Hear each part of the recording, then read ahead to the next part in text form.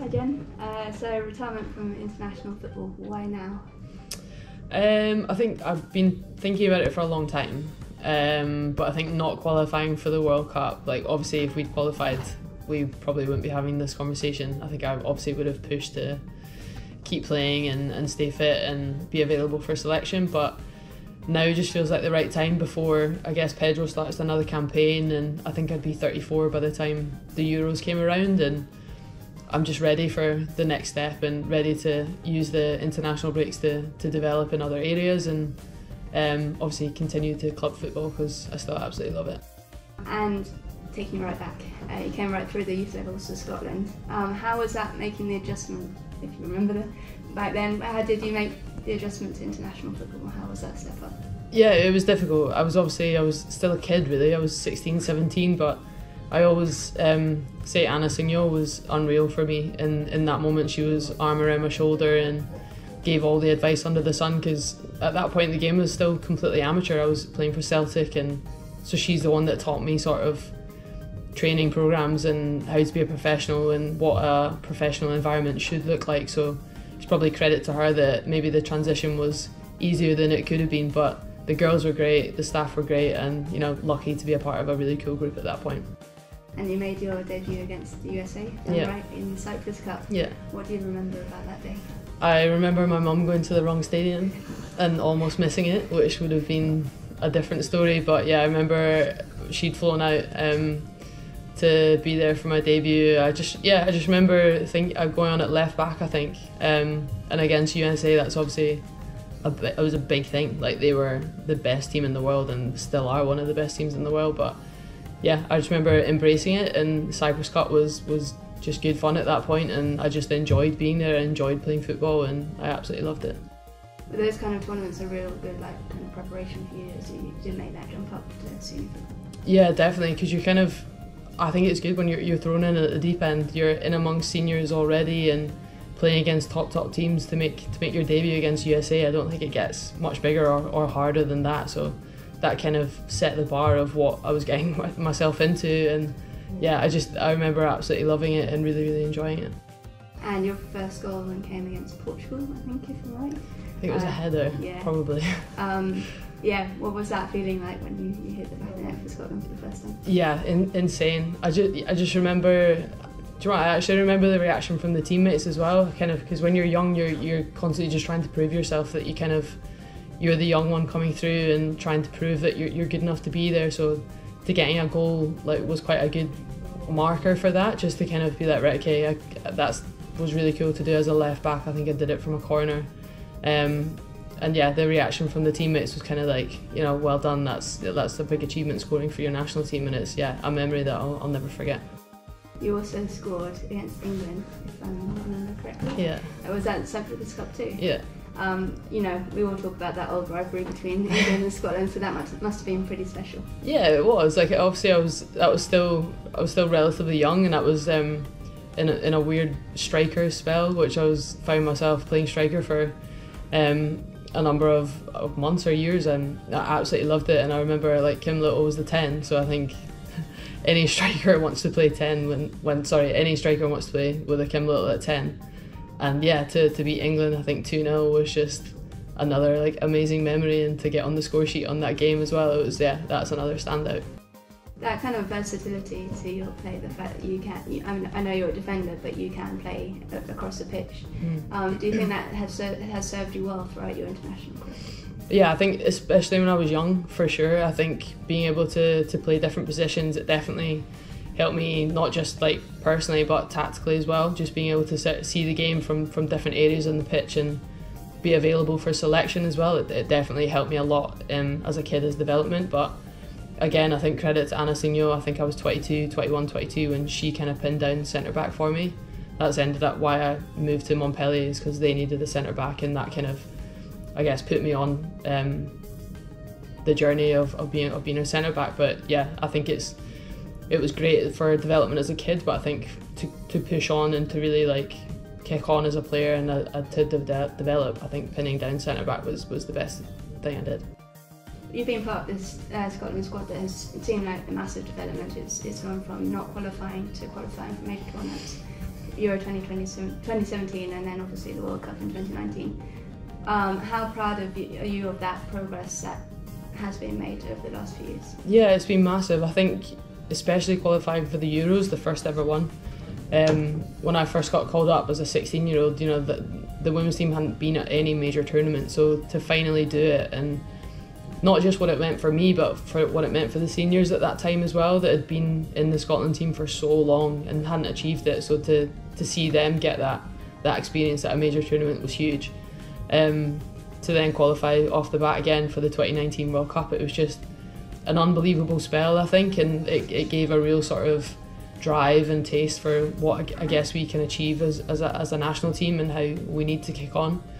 I think that's why it's been so difficult the past couple of years not qualifying for tournaments, is because players have the taste for it, they had a feel for it, and you want to be obviously on a major stage playing in those big tournaments. And I think that's what was most disappointing about this most recent one. I think when you're in a changing room with Erin Cuthbert and Caroline Weir and Claire Emsley and all these top players, that they deserve to be playing on a major stage, and it was a real shame that we couldn't do it as a squad, but I've no doubt that they'll go on to do that and to beat the next Euros for sure, because they deserve it as well. And for you representing Scotland at a major tournament, I think the first game was against England, wasn't it? Yeah. World Cup. I mean, that must bring back so many memories. Yeah, no, absolutely. I think especially like on a personal note, I missed out. Of course, I qualified for the Euros, but I missed out on injury.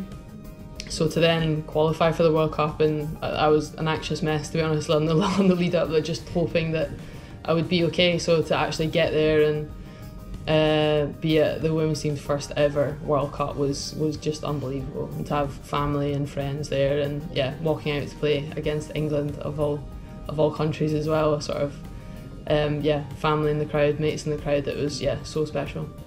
Then you scored against Argentina as well, World Cup goal. That's quite a thing to add to your list of achievements, I guess. Yeah, I think as a centre back you just never have like expectations like that. Of course the pressure comes for strikers. As a centre back you don't have pressure to score or to get goals. So to do that, and on the same pitch that my dad had scored a try for Scotland, was just one of those bizarre moments that you never ever is on your radar. It wasn't even a dream, so you didn't even think it would be possible. So yeah, that's a major standout for sure. Who was your toughest opponent, both as a team or as a player? Toughest opponent, Alex Morgan, and you know, was like just her athletic prowess. USA were always incredibly tough.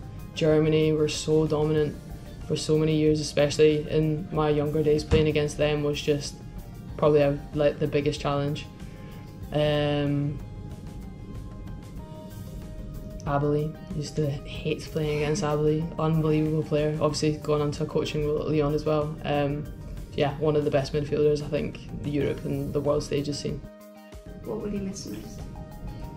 I've spoke about this quite a lot actually. I think the biggest thing, like obviously the cliches, the singing the anthem, playing in front of a home crowd, playing at Hampden, pulling on a blue shirt. I'll never get to do that again, and that's hard.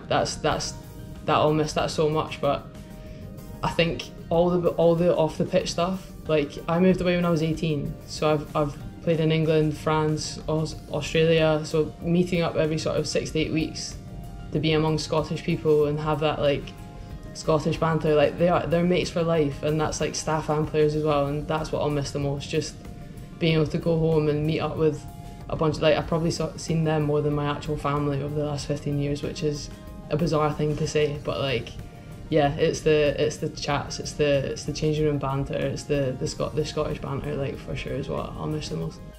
Who is the best Scottish player you've ever played with? I think I know the answer. Kim Little, yeah, for sure. Oh, like closely with Julie Fleeting. Like Julie Fleeting was my like absolute hero growing up. Like her like caps to goals ratio was just unheard of. Like, and she was the one that had gone down to Arsenal and played, and gone up to America and played. She was kind of, I guess, the role model for any Scottish footballer coming through the ranks. Like definitely got her autograph somewhere at home. Like absolutely idolised her. So to play with her for a little bit as well was unreal. And then obviously Kim Little came through the ranks, and she is who she is there. Unbelievable. What would you say representing Scotland has done for you? Has done for me? It's just filled me with an immense sense of pride, I guess. Like, having a dad and a brother that had gone and represented Scotland, it was just, I'd say it was a big thing in our family, but it obviously wasn't like, there was no pressure, but it was just an immense sense of pride. Like, I grew up watching clips of my dad or being at Murrayfield and watching my brother Johnny, so to go on and do the same thing in a different sport, it was just a really nice sense of achievement that we'd all done it, and that's really special. So for me, it's a lot to do with family and pride of wearing a Scotland jersey. And obviously you rounded it off with the MBE in the new year. I guess that's quite a fitting ending point when you think about it. Yeah, my family are still beside themselves actually with the news of that, and again, it's something that you never set out to achieve. You don't ever think it's possible, or you know, when you're a kid starting to play a sport, you never think that any of these things are possible. But yeah, no, something I'm incredibly proud of, that it's not just about football, it's about the whole perspective of off the pitch stuff and being a role model and being a good example for kids coming through, and that's something I'm really proud of. When you talked at the beginning about why now, you mentioned a whole group of players that are still with Scotland, and you've got a lot of talent coming through as well. Yeah. What do you think they can achieve? Anything they want. I think they're more than capable of reaching another major tournament. I've no doubt that they'll be at the next Euros. I think it shows how sort of disappointed we were not making this summer's Euros, and then obviously the World Cup coming up. It's because you look around in the dressing room and we are good enough. I keep saying we, but I know it's they now. It's so weird. But yeah, they're more than capable. They've got the attitude, they've got the professionalism. Pedro's brilliant, he'll be great for them. The backroom staff, the resources are there, and they'll go on to achieve whatever they want. Finally, I know you've still got Arsenal, but what's next for Jen Beattie? Yeah, the focus is definitely on club football. I think it's important to kind of say that I think I've got multiple more seasons still to go. Like, I still absolutely love the game, still feel just as competitive as I was, and want to compete at the top level. But for me now, the international breaks just give me a little bit of a window and an opportunity to focus on other things, and the broadcasting and media side of stuff is what I really enjoy doing, and been lucky enough to have a few opportunities on radio and podcasts and stuff like that. But yeah, it's just to figure out what I'm good at, what I'm not so good at, what I like and don't like, and just kind of go from there. But I'm excited to have that time now to really to progress and develop and learn some different stuff.